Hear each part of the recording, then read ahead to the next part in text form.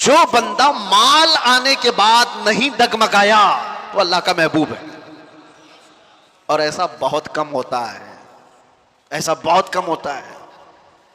तलवार से जो डराया जाता है, मिसाल के तौर पर मैं आज ये बात बहुत सारे लोगों से कहता हूं, आजमाइश दो तरह की होती है।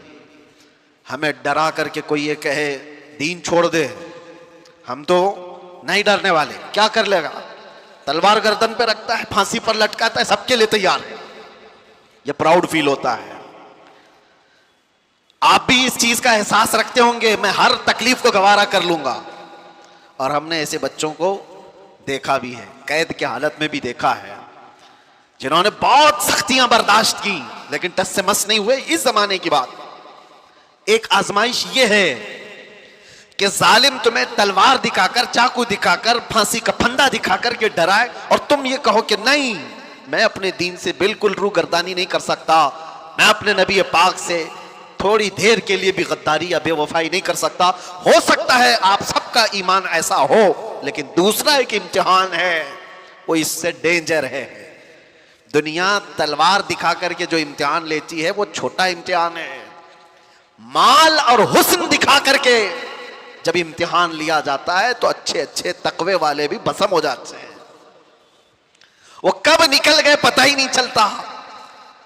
माल की लालच इंसान का ज़मीर खरीद लेती है, माल की लालच इंसान का ईमान खरीद लेती है। इसलिए मेरे अजीजों, ये हल्की बात नहीं है। तुम्हें अल्लाह तबारक व तआला ने गिना दिया है, माल दिया है, तो बर्बादी के लिए नहीं, उसकी कदर करो।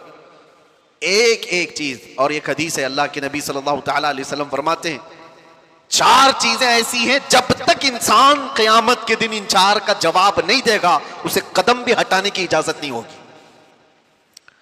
ला तज़ूलु क़दमन अब्दुहु हत्ता युसअल अन अर्बा।